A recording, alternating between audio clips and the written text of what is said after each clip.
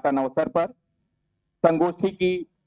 संगोष्ठी का पूर्व कार्यवृत्त, संगोष्ठी के पहले आए हुए समस्त शोध पत्रों का संकलन हमने किया और उसका एक पूर्व कार्यवृत्त तैयार किया गया है मानविकी के नाम से। इस उद्घाटन अवसर पर मैं मंचस्थ अतिथियों से प्रार्थना करता हूं कि इस संगोष्ठी पूर्व कार्यवृत्त का विमोचन करने की कृपा करें।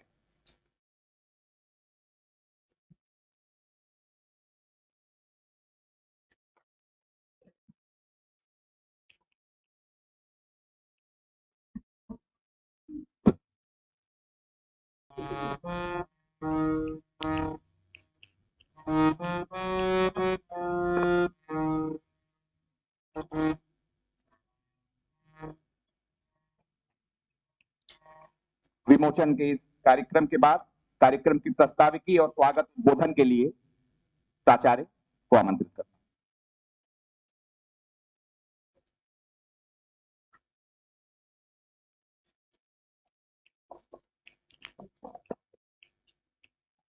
श्री गोरक्षनाथ मंदिर गोरखपुर द्वारा स्थापित 1932 से संचालित महाराणा प्रताप शिक्षा परिषद के अंतर्गत चलने वाले महायोगी गोरखनाथ विश्वविद्यालय गोरखपुर और महाराणा प्रताप महाविद्यालय जंगल दूसर के संयुक्त तत्वावधान में आयोजित आज के इस अंतर्राष्ट्रीय संगोष्ठी के अध्यक्षता कर रहे प्रोफेसर सुब्रन लाल वज्राचार्य जी, सारस्वत अतिथि प्रोफेसर नंद बहादुर सिंह जी, मुख्य अतिथि माननीय देवेंद्र राज कंडेल जी, विशिष्ट अतिथि श्रीमती पुष्पा भूषाल जी, विशिष्ट अतिथि प्रोफेसर भागवत ठकाल जी। आज के इस संगोष्ठी के बीच वक्तव्य प्रस्तुत करने वाले हम सबके मार्गदर्शक प्रोफेसर हर्ष कुमार सिन्हा जी, संचालन कर रहे सुबोध जी। इस संगोष्ठी में अकादमिक जगत से भारत और नेपाल दोनों देशों से आए हुए सभी प्रतिनिधिगण, सम्मानित अतिथिगण, भाइयों और बहनों, भारत और नेपाल दो संप्रभु राष्ट्र हैं। दोनों की संप्रभुता की अपनी विशिष्टता है, लेकिन दोनों राष्ट्रों के सांस्कृतिक मूल स्वर एक हैं। भारत और नेपाल के बीच अपनी संप्रभुता, अपनी सुरक्षा, अपनी संरक्षा, अपने विकास के अलग अलग सीमाओं के होते हुए, अलग अलग उनकी आवश्यकताओं के होते हुए, अलग अलग नीतियों के होते हुए भी हम दोनों देशों की मूल स्वर एक रहा है। भारत और नेपाल के बीच का यह संबंध हमारे लिए और महत्वपूर्ण इसलिए हो जाता है कि हम जिस श्री गोरक्षनाथ मंदिर और गोरक्ष पीठ के अंतर्गत कार्य करते हैं, उस गोरक्ष पीठ जिस नाथ पंथ का पीठ है, उस नाथ पंथ के प्रवर्तक महायोगी गोरखनाथ जी और उनके गुरु मच्छेंद्रनाथ जी महाराज का नेपाल से जो रिश्ता है, उस आधार पर हम और नेपाल गुरु भाई होते हैं। इसलिए भी हमारे लिए भारत और नेपाल का संबंध महत्वपूर्ण है।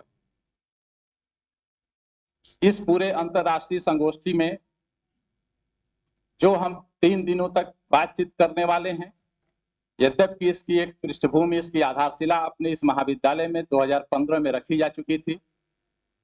हम सबका उस समय भी ये योजना था कि हम प्रतिवर्ष एक ऐसे आयोजन के माध्यम से भारत और नेपाल के बीच आपसी संबंधों को प्रगाढ़ करते रहेंगे, लेकिन वो योजना बहुत फलित नहीं हो पाई, चल नहीं पाई। फिर भी 2014 के बाद भारत बदला है। नेपाल भी आधुनिक समय में अपने नए युग में प्रवेश कर चुका है। ऐसे में एक नए भारत और एक नए नेपाल के बीच संबंधों की जो नई डोर पुनः शुरू हुई है राजनीतिक स्तर पर, उसे सामाजिक और सांस्कृतिक स्तर पर भी हम और जागृत करें, कैसे मजबूत कर सकते हैं। इसलिए केवल हम भारत और नेपाल के बीच, इन दो राष्ट्रों के बीच संबंध को राजनीतिक सत्ताओं के भरोसे नहीं छोड़ सकते। इसलिए हमारी भी भूमिका सुनिश्चित होनी चाहिए। भारत और नेपाल दोनों देशों के प्रबुद्ध जन, वहां के नागरिक, हम सब भी अपनी भूमिका सुनिश्चित करें।